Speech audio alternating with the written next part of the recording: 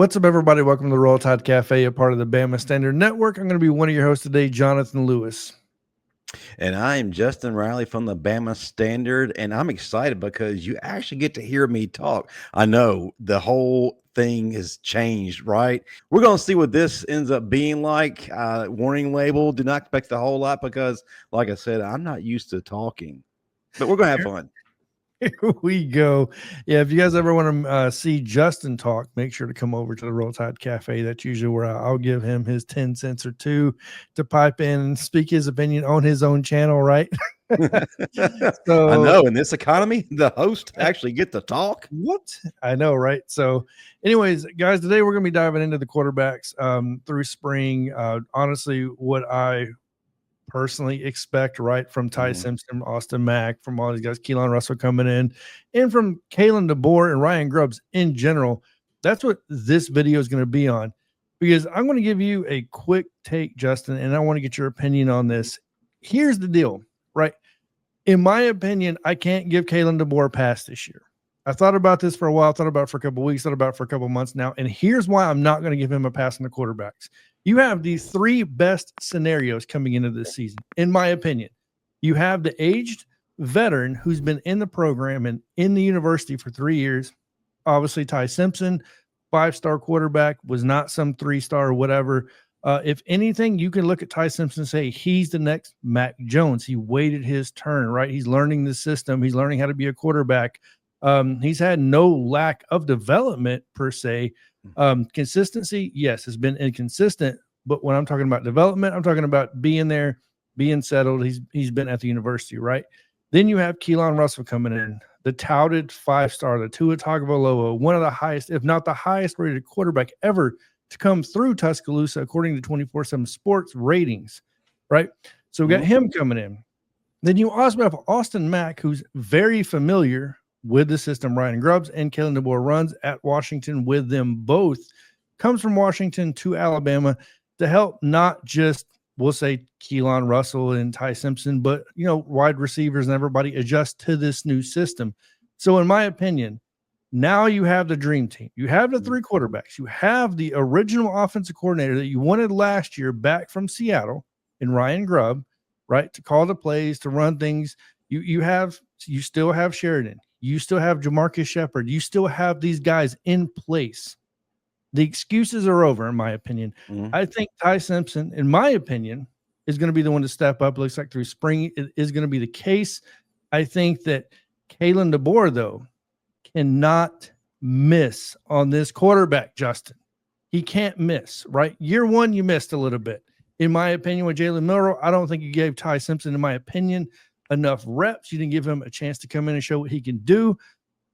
Call it for what you're going to say. I know the comment section is going to blow me up. I personally don't care, right? I wanted to see Ty Simpson. I want to see Austin Mack. I want to see what these dudes can do.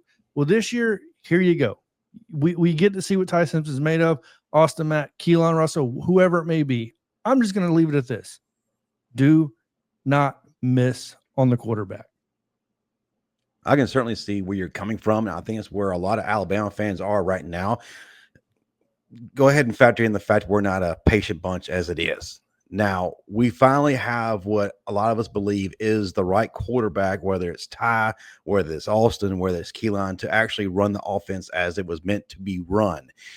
We are very limited this past year, and we all know why. We're not going to use this platform tonight, or we're not going to use this platform to expound on that. We've done enough of that. We have moved past that.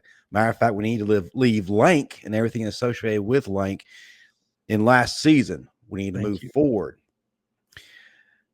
I think whoever wins this battle is going to be able to execute the offense to the best of their ability. They have the guys around them. They have the offensive line. They have the running backs. They have the receivers.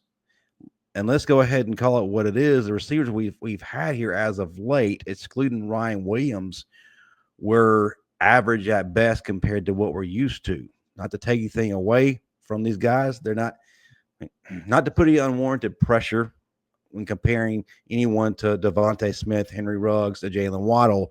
Hard to do that. Hard to live up to that. Having that many stars in one room is not the rule, it's the exception. But now we're hearing things in practice. I'm being told things that the young guys, the ones who didn't get their chance and the ones who were just coming in, are taking charge. They're leading the way. Lotzier Brooks has only been here for a cup of coffee and maybe a bagel. Already showing out, showing signs of Jalen Waddle. We got to see what that looks like in live ball. A lot of things can go right in spring ball.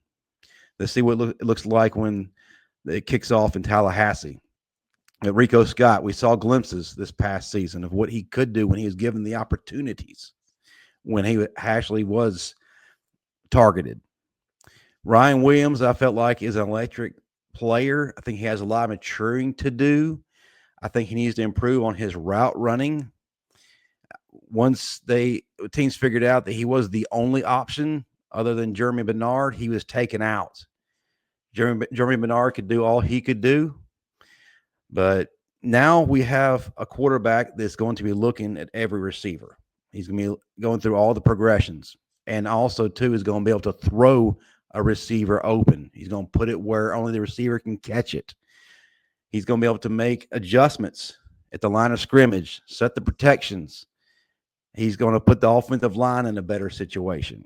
I'm going to go ahead and just say it right now. Ty Simpson is the guy. It's his job to lose. And I've been told he is taking command. His passes are there. He's going through the entire route tree.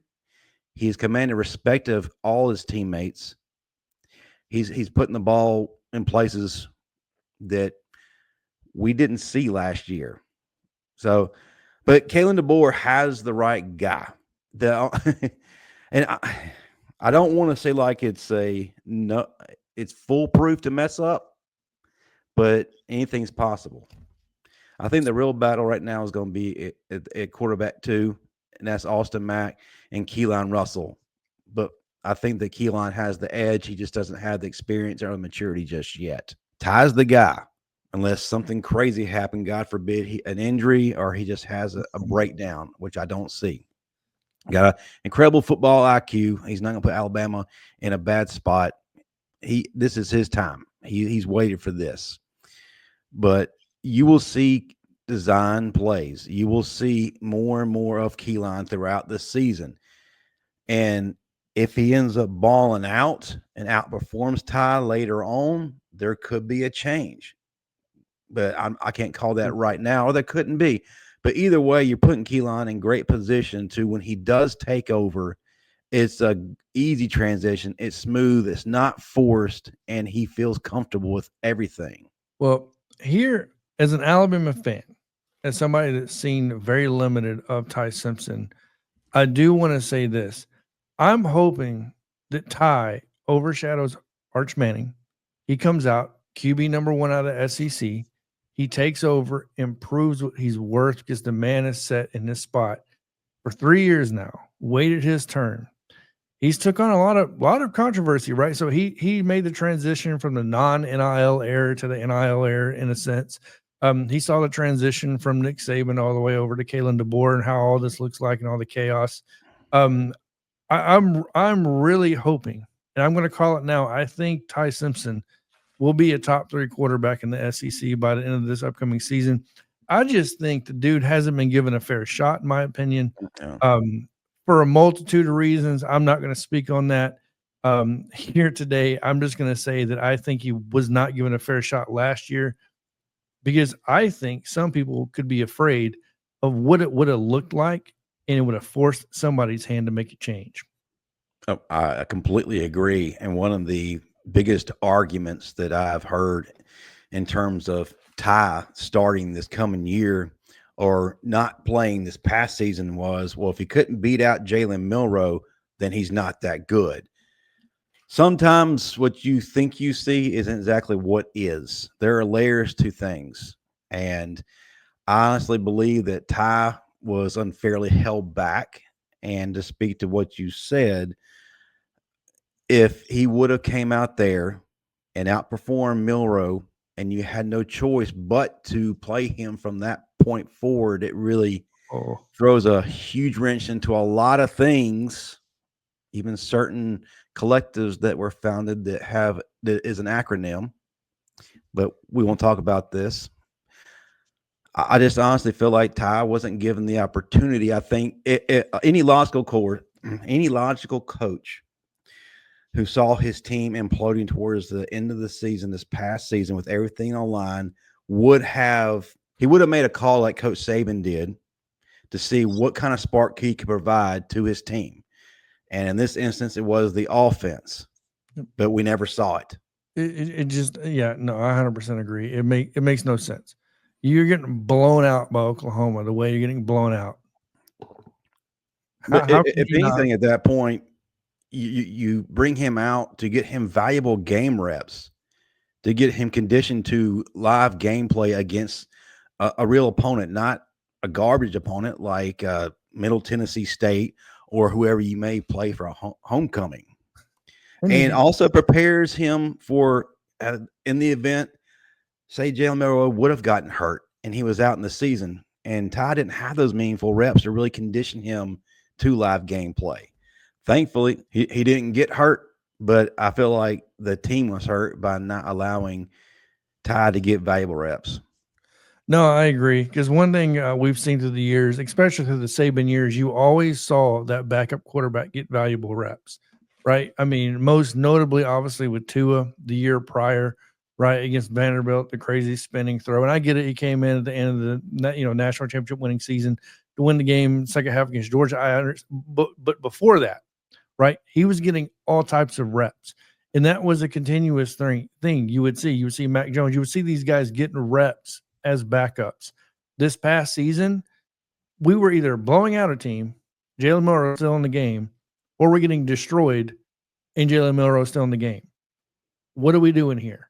What changed so much, right? So, but yeah, I'll just leave it at that. I think Kalen DeBoer, like I said, he's going to have his hands full this season with alumni, with boosters, with everybody else. I'm sure, like, barking down his throat about who should be starting.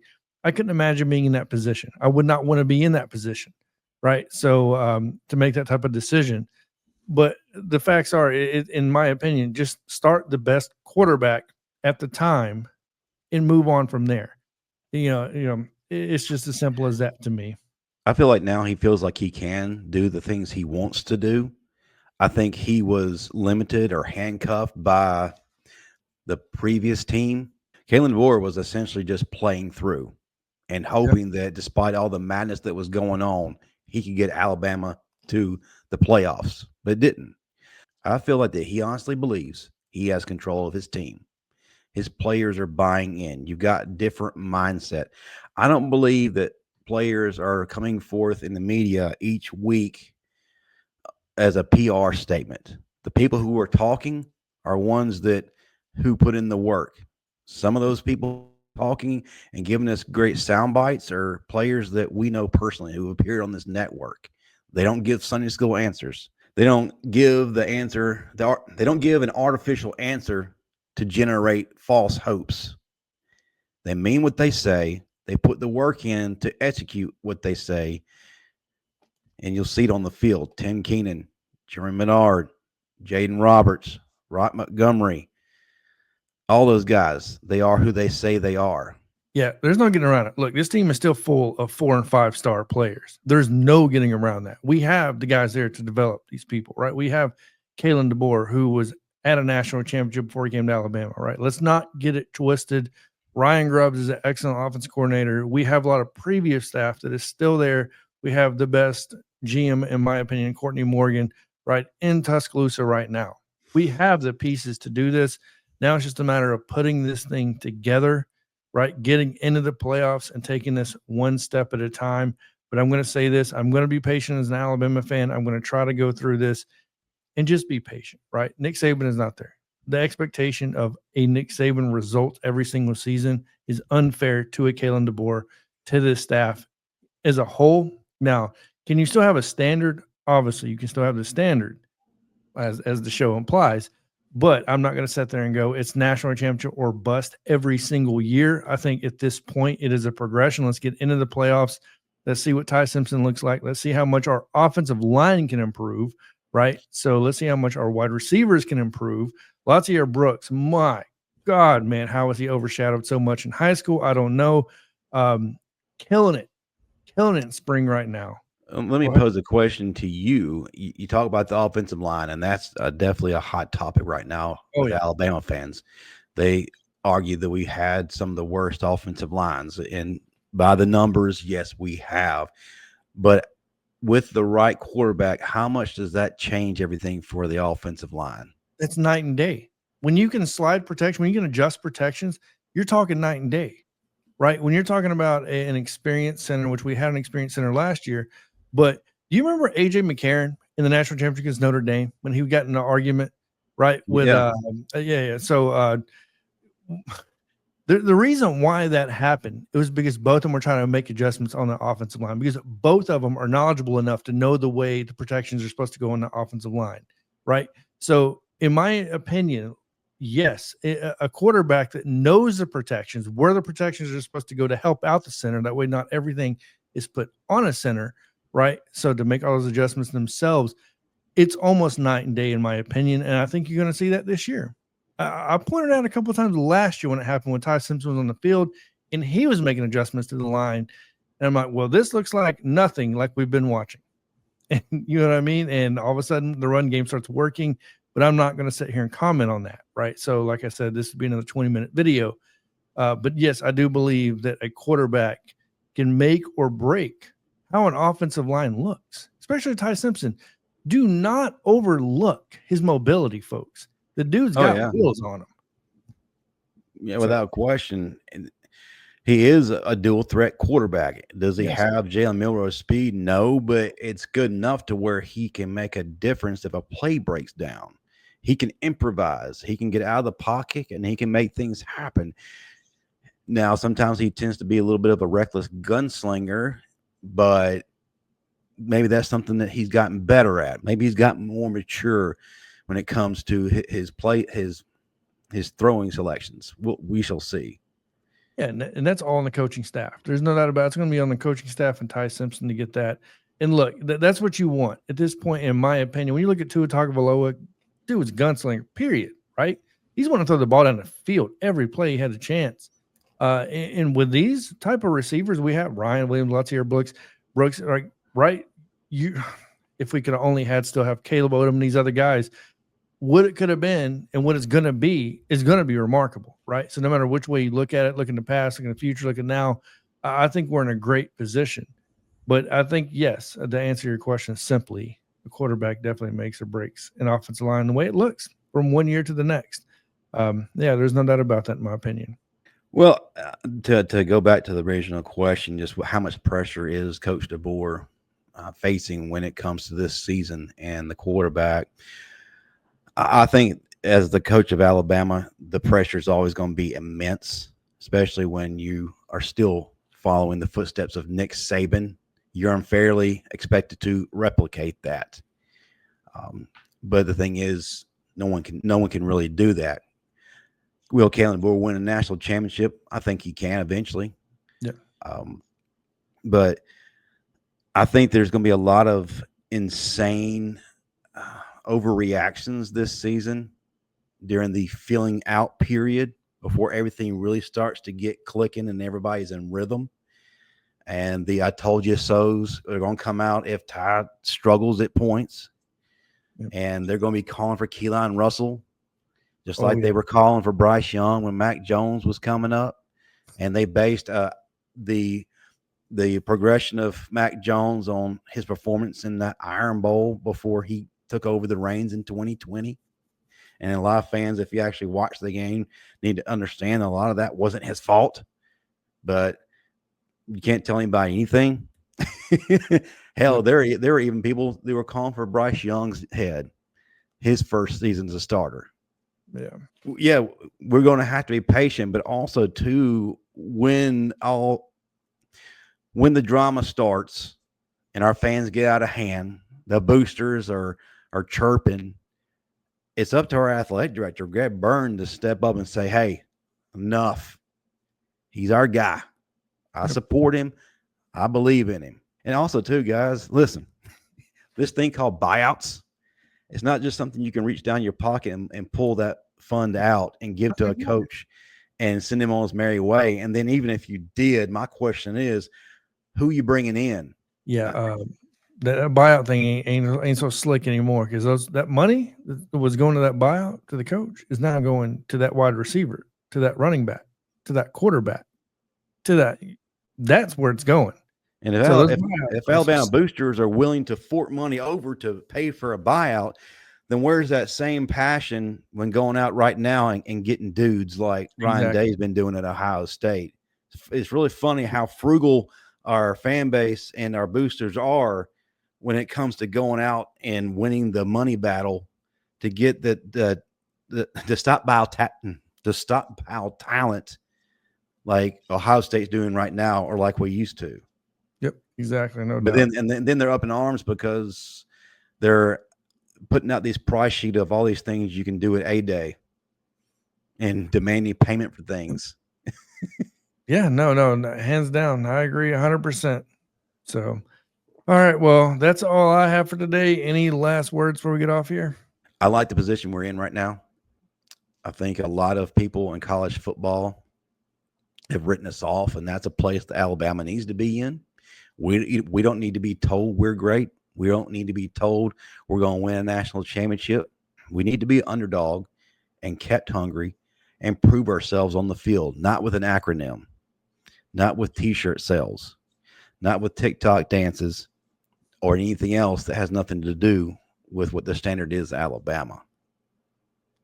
No, I agree 100%. So, all right, guys. Well, thank you for getting on here. Make sure to like, share, and comment below on what you guys think about this. Make sure to leave in the comments below on who you guys think the starter will be week 1 and who you think the starter will be by the end of the season. Could that change possibly, as Justin hinted towards possibly earlier, if Keelon gets hot and maybe Ty cools down or whatever that scenario may look like. So make sure to leave the comments. Make sure to check out all the Bama Standard networks on all the social media platforms, which will be in the description below: Facebook, X, Twitter, right, YouTube, Instagram, TikTok, all that good stuff. Like, share, follow, and all that. So other than that, everybody have a good day. And as always, roll Tide. Roll Tide.